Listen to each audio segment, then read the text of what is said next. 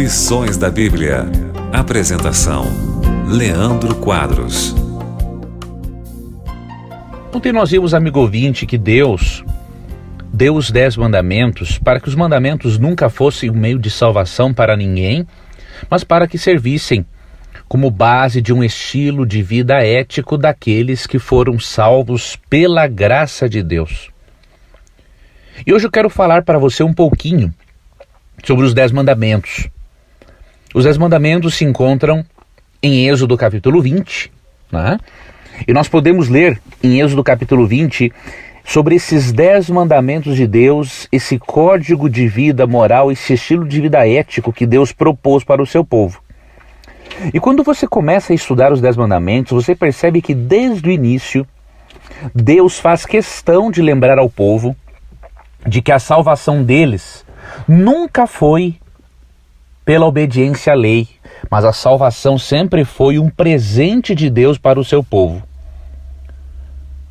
Logo no início, antes de especificar quais eram os 10 mandamentos, em Êxodo capítulo 20, versos 1 e 2, Deus disse o seguinte: Então o Senhor deu ao povo todas estas palavras: Eu sou o Senhor, seu Deus, que o libertou da terra do Egito, onde você era escravo.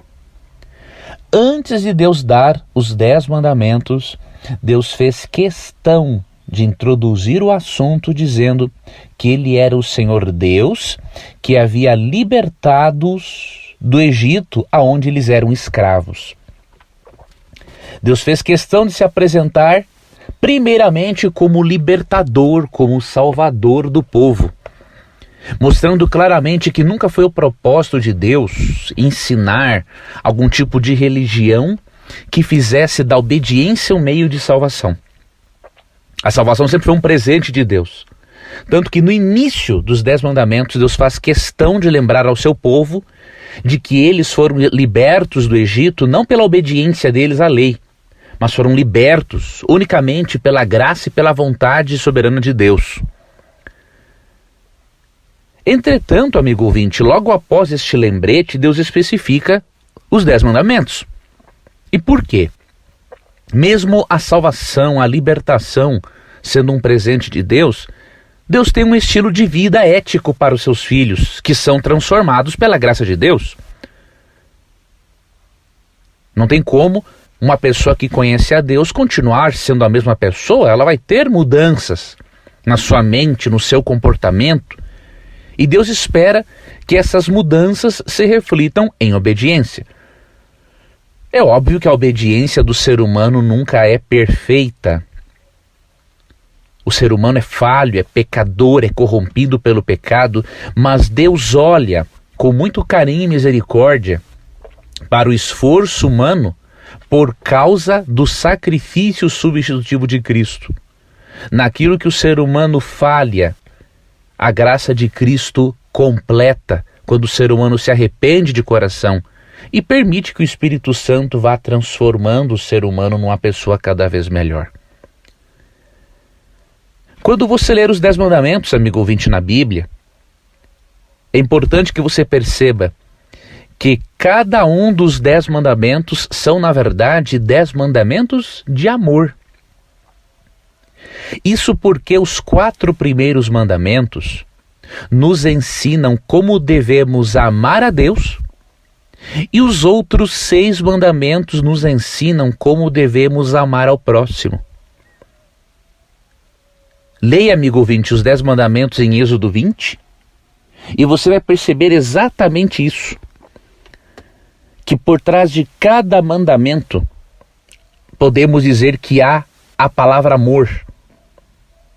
Porque quando nós obedecemos aos 4 primeiros, estamos demonstrando amor para com Deus, e quando seguimos aos outros 6, demonstramos amor para com o próximo.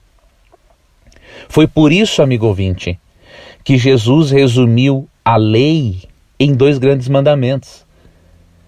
Em Mateus 22, 37 a 40, Cristo disse que a lei é resumida em amar a Deus acima de todas as coisas e ao próximo como a si mesmo.